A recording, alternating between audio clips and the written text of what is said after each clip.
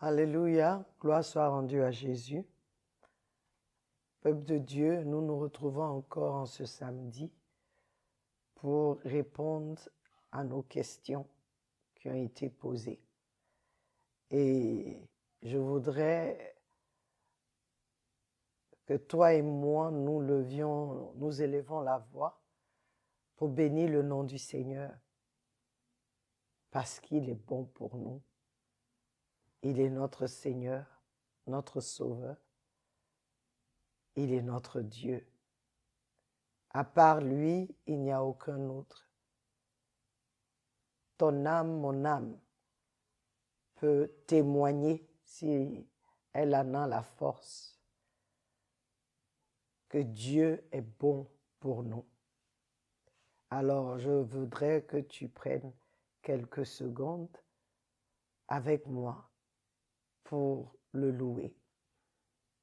Éternel Dieu, en ce jour, je voudrais bénir encore ton Saint-Nom.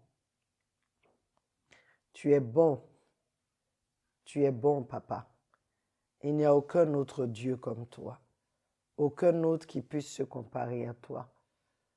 Tu as fait des choses grandes que ma petite personne n'a même pas idée, car je pense même connaître, mais je sais tout au fond de moi que je ne connais pas assez. Mais je te remercie pour le peu que tu me révèles, afin que je sois toujours à tes pieds, élever ton nom, glorifier ton nom. Merci pour ce samedi 24 février. Que ta gloire resplendisse. Que, Seigneur, ta connaissance se manifeste. Que celui qui ne te connaît pas vienne à te connaître.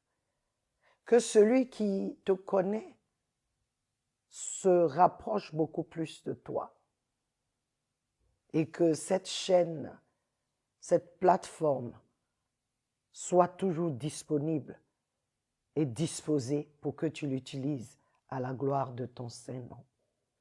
Merci de nous donner encore une autre opportunité pour parler de toi.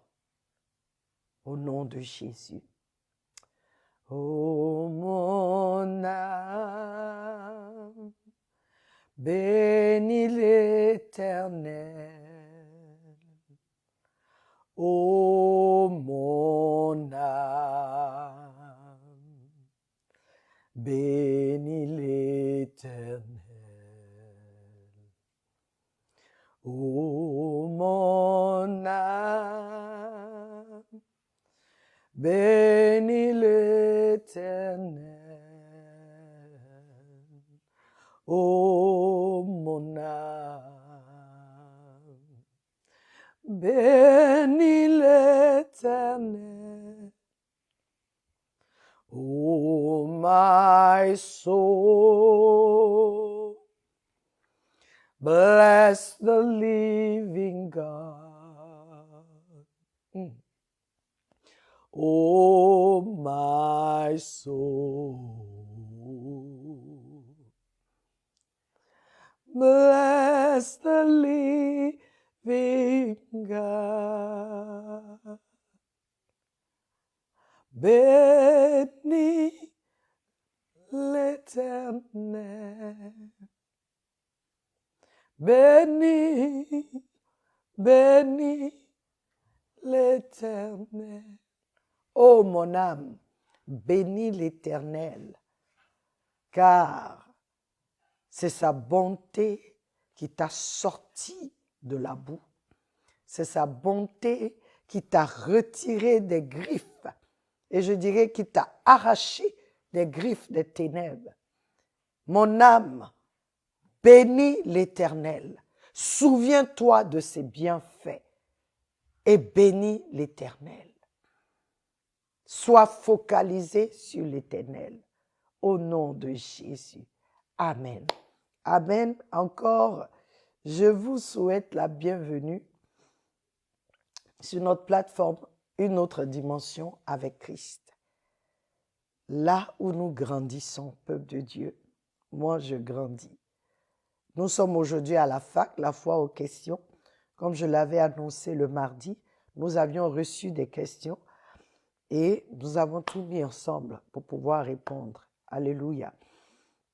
Et là, c'est le frère Trabi Yopougon qui avait posé une question la première fois, qui parlait du mystère insondable du péché.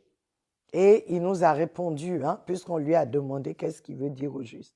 Il dit, en fait, quand je parle de mystère insondable, je veux dire ce qui nous pousse à commettre le péché malgré nos efforts. Alléluia. Donc, M. Trabi dit, il ne comprend pas.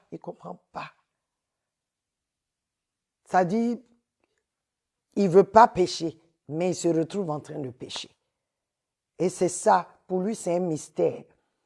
Et M. Trabi, bonsoir et sois béni. Tu n'es pas le seul à ressentir ça. Paul a été dans la même situation, l'apôtre Paul, et voici comment il a exprimé cela. Je vais lire le livre de Romains 7. Romains 7. Romains 7. À partir du verset 1. Je veux commencer à partir du verset 1. Paul dit, ne savez-vous pas, frères, car je parle à ceux qui connaissent la loi, comme la loi a domination sur l'homme tant qu'il est en vie. Il parlait aux Israélites, aux Juifs. Car la femme qui a un mari est liée par la loi à son mari tant qu'il vit. Mais si le mari meurt, elle est délivrée de la loi de son mari. Ainsi donc, si, pendant que son mari vit, elle se marie à un autre homme, elle sera appelée adultère. Mais si son mari meurt, elle est libérée de cette loi, de sorte qu'elle n'est pas adultère si elle se marie à un autre homme. C'est pourquoi, mes frères, vous aussi, vous devenez morts à la loi par le corps de Christ, afin que vous soyez mariés à un autre, savoir à celui qui est ressuscité des morts, afin que nous portions du fruit pour Dieu. Je continue, M. Trabi. Car lorsque nous étions dans la chair, les impulsions des péchés, lesquelles étaient par la loi, agissaient dans nos membres pour produire du fruit pour la mort. Je veux que tu comprennes le mystère dont tu parles. Paul explique. Car lorsque nous étions dans la chair, les impulsions des péchés, lesquelles étaient par la loi, agissaient dans nos membres pour produire du fruit pour la mort. Mais maintenant, nous sommes délivrés de la loi qui étant morte et par laquelle nous étions retenus, afin que nous servions en nouveauté d'esprit et non selon l'ancienneté de la lettre. Que dirons-nous donc? La loi est-elle péché? À Dieu ne plaise? Non, je n'ai pas connu le péché excepté par la loi. Car je n'aurais pas connu la convoitise. Or, la loi disait, tu ne convoiteras pas. Mais le péché, prenant occasion par le commandement, a produit en moi toutes sortes de concupiscences, car sans la loi, le péché était mort. Car autrefois, j'étais vivant sans la loi. Mais lorsque le commandement est venu, le péché a repris vie et je suis mort. Et le commandement qui était ordonné pour avoir la vie, j'ai découvert qu'il était pour la mort, car le péché prenant occasion par le commandement me trompa et par lui me tua. C'est pourquoi la loi est sainte et le commandement saint, juste et bon. Ce qui est bon est-il donc devenu mort pour moi? à Dieu ne plaise. Mais le péché, afin qu'il puisse paraître péché, produisant la mort en moi par ce qui est bon, afin que le péché, par le commandement, puisse devenir excessivement pécheur. Car nous savons que la loi est spirituelle, mais je suis charnel, vendu au péché. Car ce que je fais, je ne le permets pas. Car ce que je veux, je ne le fais pas. Mais ce que je hais, je le fais. C'est ce que tu es en train de dire. Je ne veux pas faire le péché. Je ne veux pas.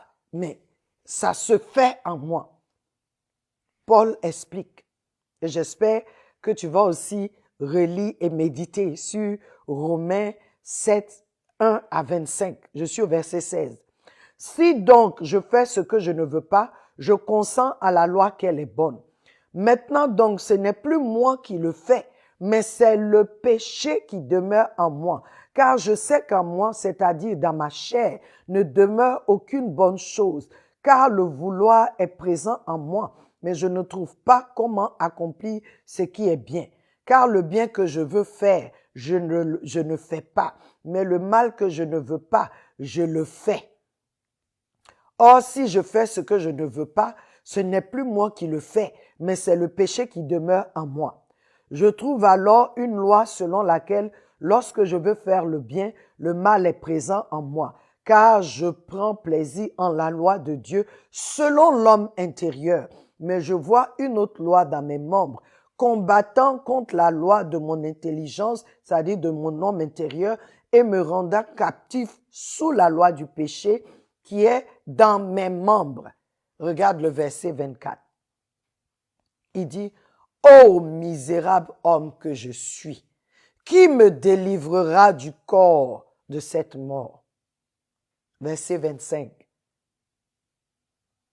La solution.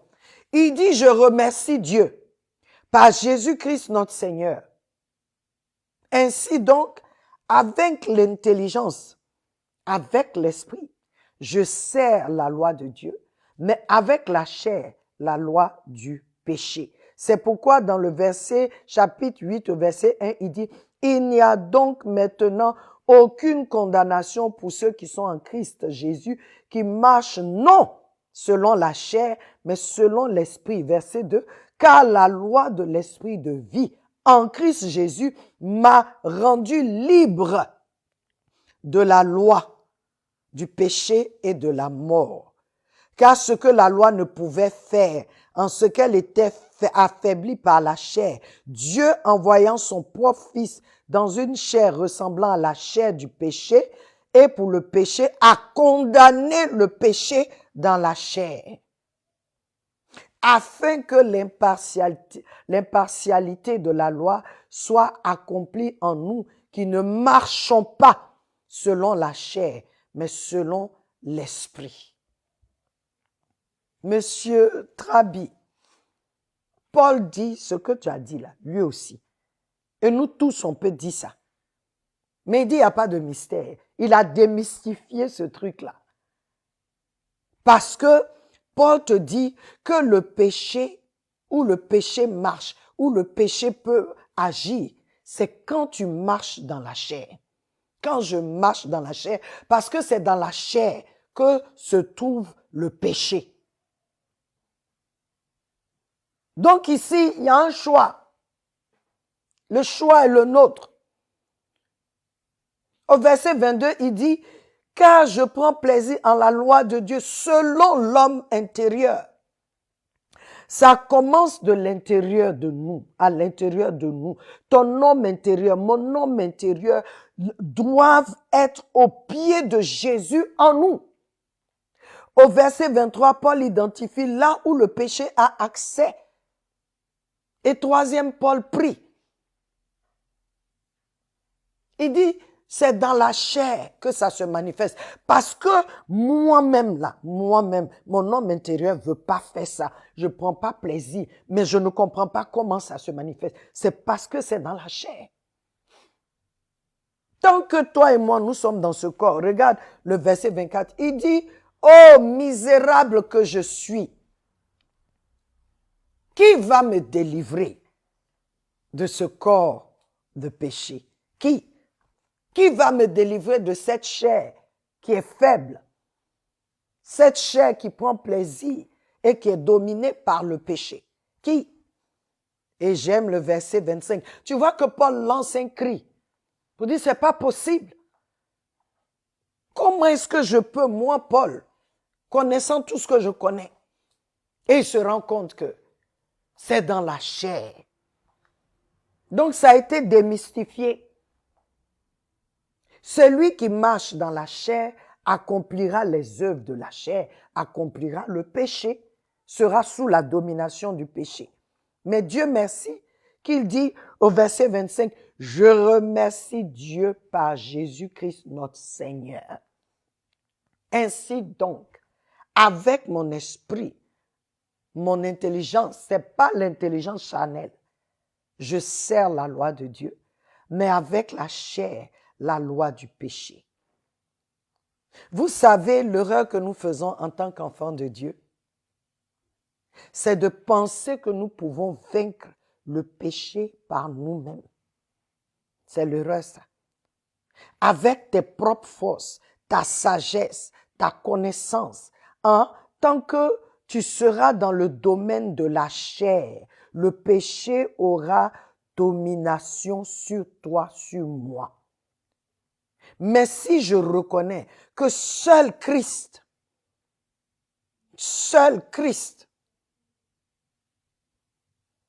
a vaincu le péché et la mort, et que je laisse Christ vivre en moi comme il le veut, et que j'accepte qu'il vive en moi. Galates 2:20 dit quoi? Je suis crucifié avec Christ. Cependant, je vis, mais non pas moi-même. C'est la vie de Christ qui est en moi. Et je la vis dans la chair, dans la foi, par la foi du Fils de Dieu. C'est Jésus-Christ seul qui a vaincu le péché. Lui seul. Il n'y a pas un autre qui a vaincu le péché. C'est lui qui a cloué le péché à sa croix. C'est lui seul. Romains 8:1 dit, il n'y a plus de condamnation pour ceux qui sont en Christ. Pourquoi? Parce qu'ils ont été libérés, délivrés par l'esprit de vie en Christ. Ils ont été affranchis. On a été affranchis. Maintenant, toi et moi, c'est qu'on prenne le temps de reconnaître ce que Christ a fait. Il y a un souci et je m'en suis rendu compte. L'homme a eu la connaissance du bien et du mal, mais pas par Dieu.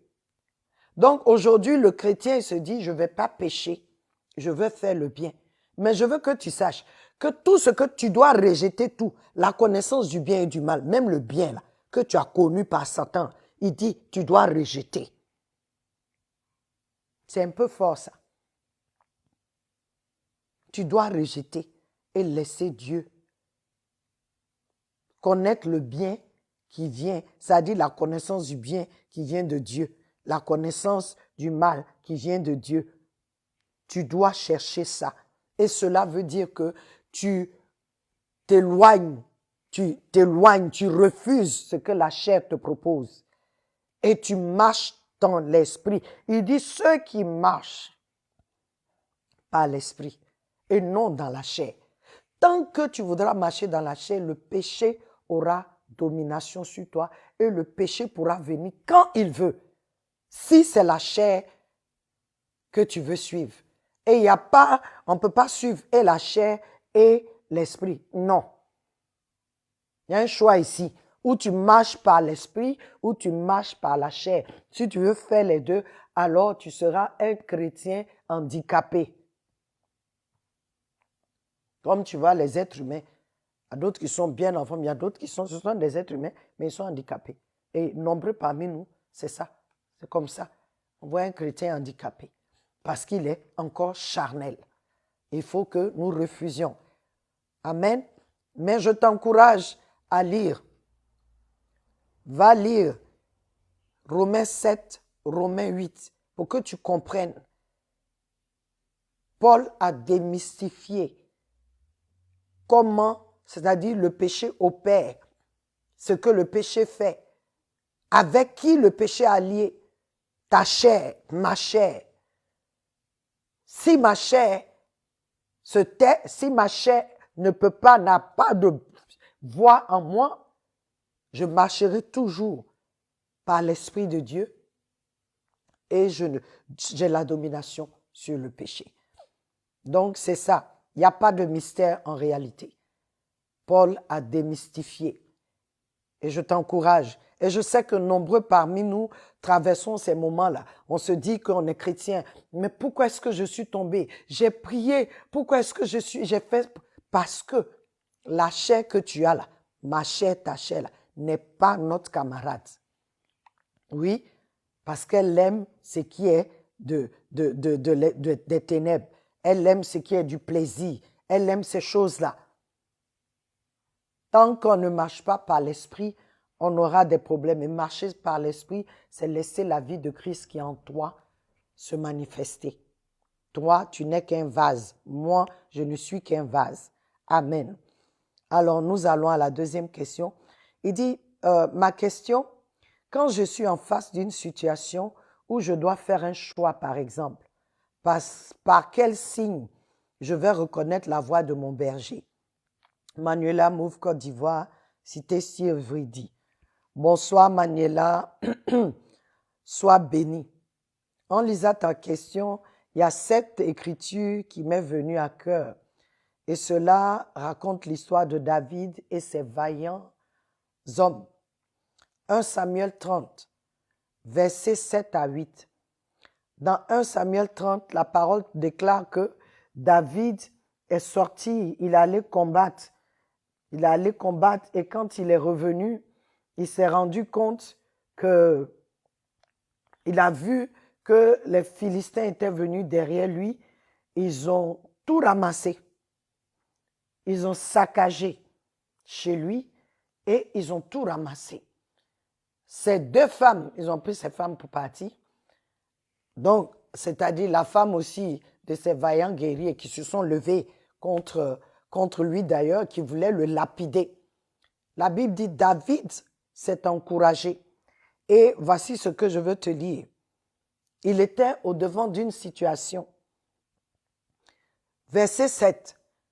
1 Samuel 30, verset 7. Et David dit à Abiatar, le prêtre, le fils d'Ahimelech, je te prie, apporte-moi l'éphod. Et Abiatar apporta l'éphod à David. Et David interrogea le Seigneur disant, poursuivrai-je cette troupe? Les rattraperai-je? Et il lui répondit, le Seigneur lui répondit, poursuis, car tu les rattraperas certainement et tu ne manqueras pas de reprendre tout. Alléluia.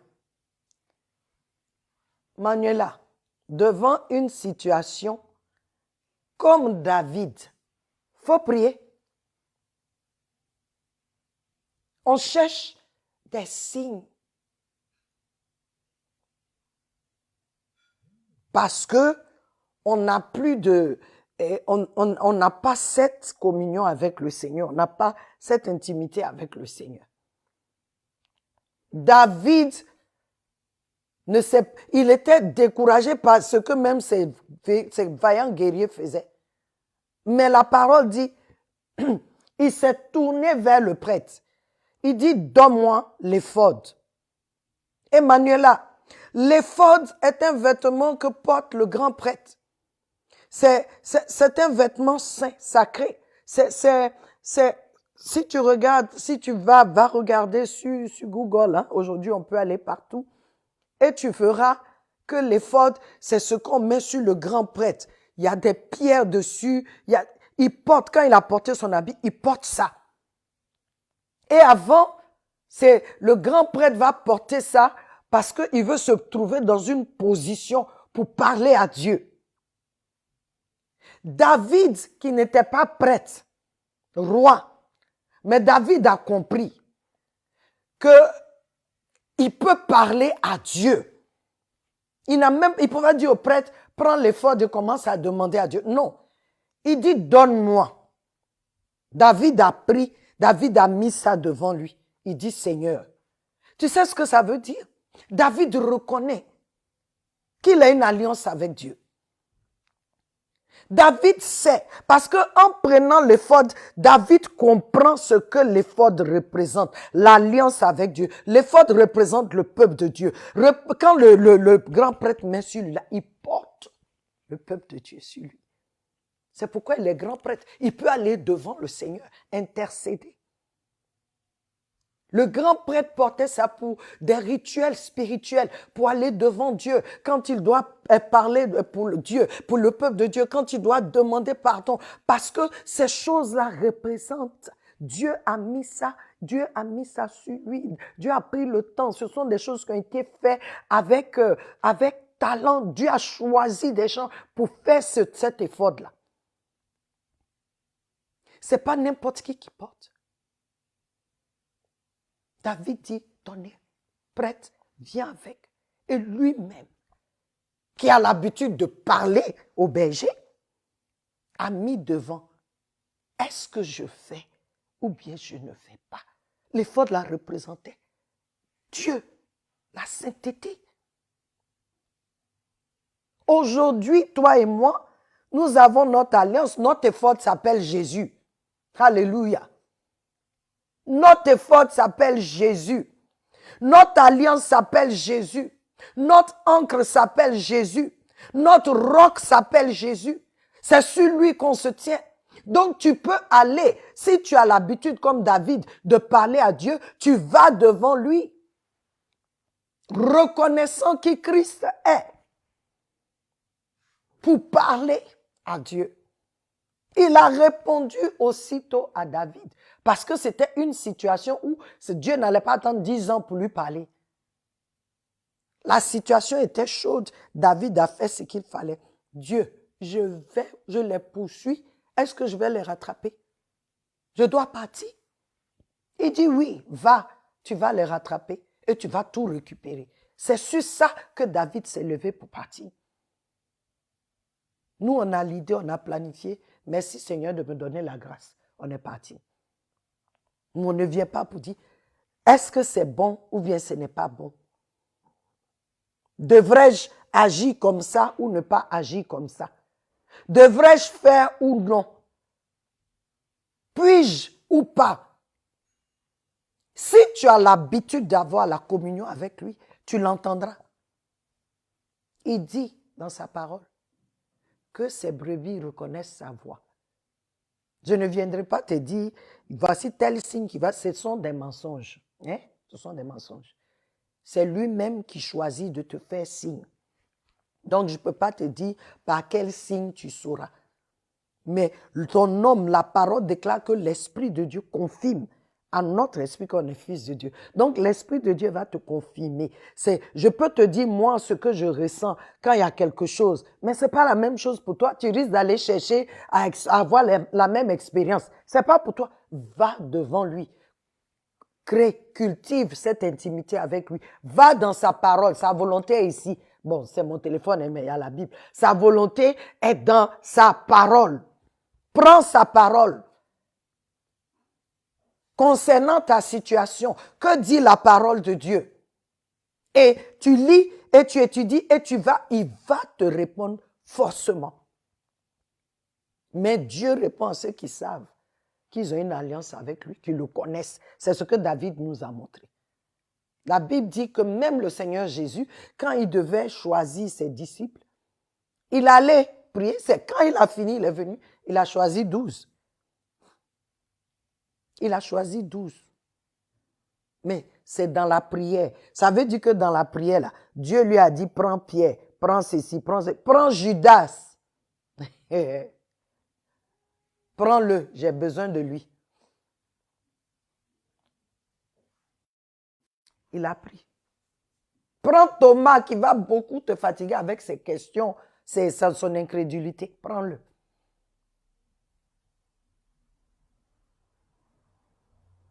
Si nous ne prions pas, si nous n'allons pas devant lui, nous allons toujours faire des erreurs. Normalement, comme je l'ai dit, comme on parle de la connaissance, la sagesse de Dieu, la prise dans la lumière, tu ne peux pas la faire en dehors de lui. C'est la connaissance qui va te donner, qui va t'aider. C'est cette connaissance qui va t'éclairer, qui va te mettre sur le bon chemin. Amen. Donc Manuela, cherche à cultiver ta communion avec Dieu. Cherche à cultiver ta communion avec Dieu. Ta vie de prière, ta méditation de la parole. Et tu entendras sa voix certainement. Troisième, l'avant-dernier. Est-ce que ce n'est pas le cumul des prières non exaucées qui nous éloigne souvent de la voix de Dieu? Je veux parler du découragement. Je dis cela parce que tout le monde n'a pas une foi aussi solide. Même ça encore, la Bible nous demande d'avoir juste un peu de foi pour être exaucé. Aristide Riviera Golf. Bonsoir Aristide, sois béni. Oui, ce sont des raisons qui peuvent être mentionnées et qui sont vraies. Ce sont des raisons où beaucoup se découragent et tout. Cependant, Aristide, si quelqu'un connaît Dieu vraiment, toute situation le pousserait plus vers Dieu. C'est parce qu'on est encore dans la chair. Ça dit, si quelqu'un, la parole nous donne l'histoire de la veuve et du roi, du juge inique, dans le livre de Luc. Elle n'a pas lâché le juge jusqu'à ce qu'il lui donne ce qu'elle voulait. Elle savait qu'il était méchant, il n'est pas bon, mais elle savait aussi que c'est lui qui devait lui donner le jugement là. Jusqu'à la fin, le juge dit, si je ne donne pas à cette femme-là, elle ne me laissera pas. Elle va me fatiguer. C'est le Seigneur Jésus qui donne cette parabole. C'est lui qui donne cette parabole. Il dit, si le juge unique là peut faire ça, à plus forte raison notre papa. On est découragé parce que Dieu, on a prié, on a demandé telle chose. Mais tu ne te poses même pas la question si ce que tu demandes là, ce n'est pas la volonté de Dieu. Et on est découragé. Comme je l'ai dit tantôt, nous sommes des enfants gâtés. Je veux ça, Dieu donne-moi. Donc le Seigneur même n'a même plus le temps de prendre le temps. Ça dit, Dieu sait à quel moment tu dois avoir, à quel moment tu ne dois pas avoir. Comme si ma fille de 10 ans aujourd'hui me boude parce qu'elle veut la clé de la voiture pour conduire. Et puis j'ai dit non. C'est comme ça qu'on se comporte. Lui-même, comme tu l'as dit, Dieu dit, si tu as une foi comme le grain de sénévé, tu déplacerais des montagnes. Donc le véritable problème, c'est parce que nous ne connaissons vraiment pas Dieu. Oui.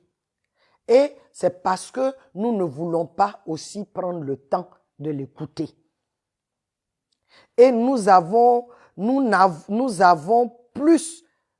plus la foi en nous-mêmes. Oui.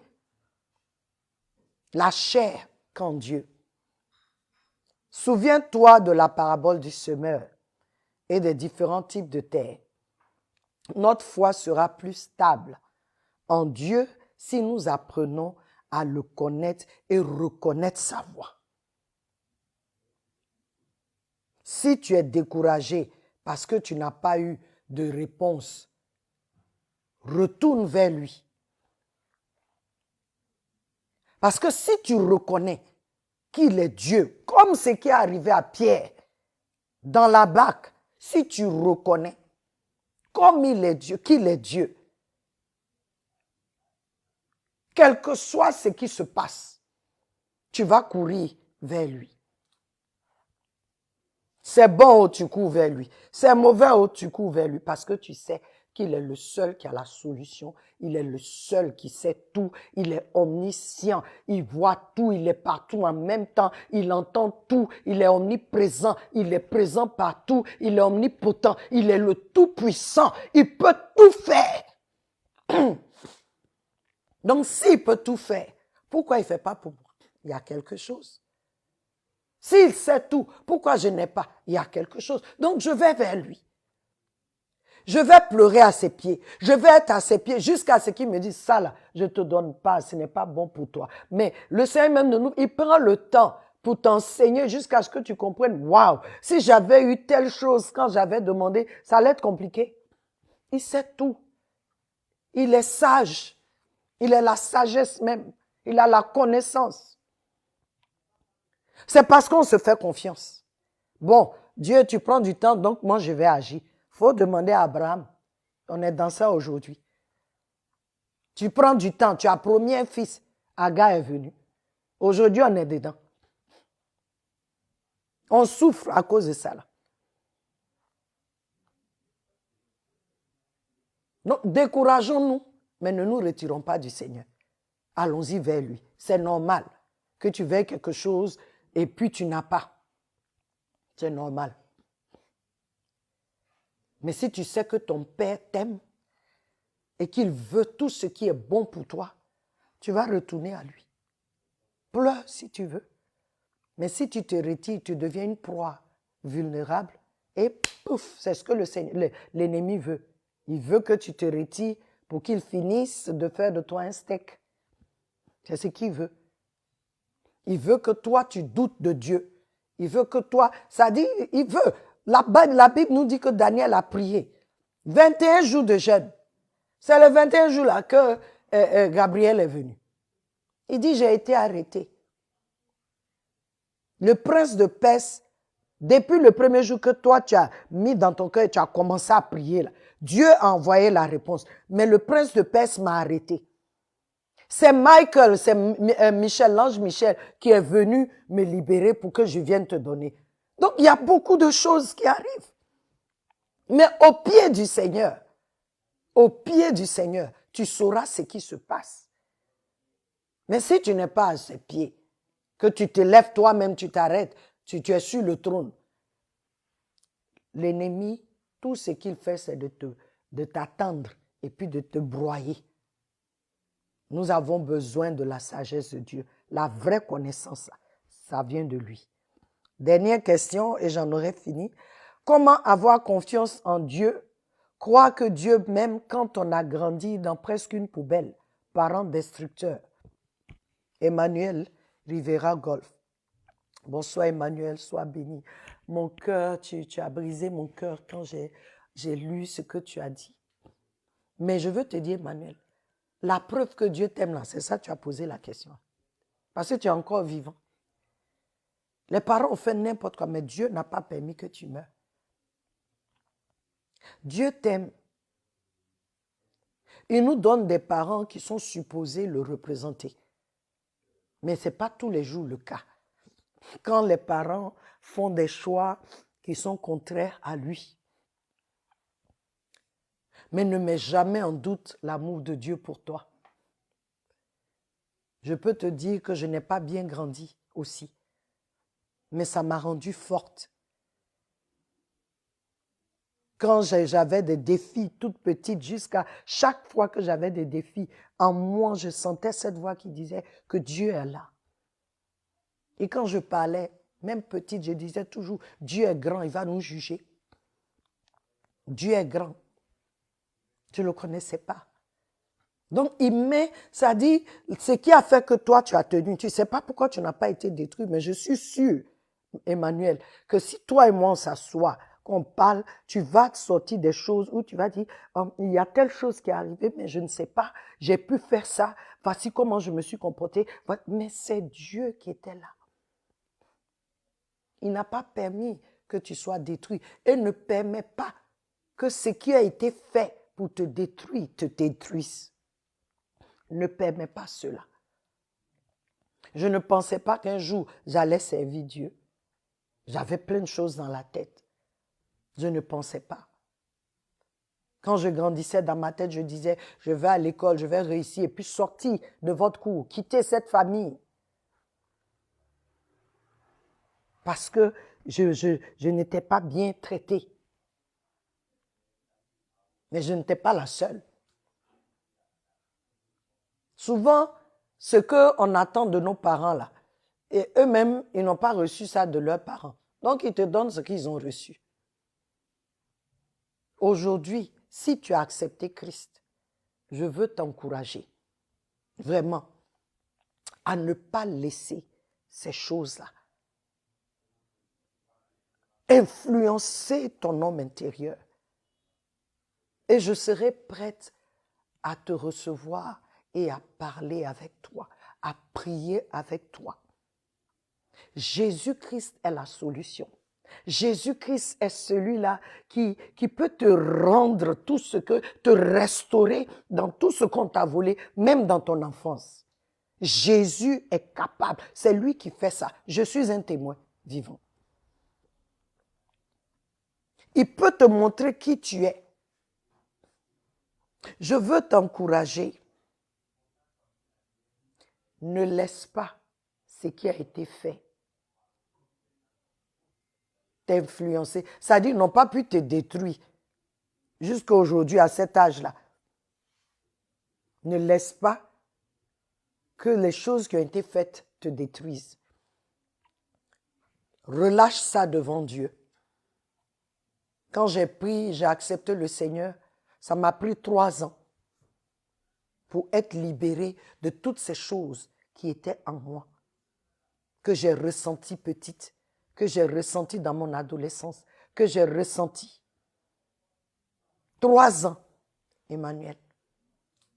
Je pleurais chaque jour qu'on priait.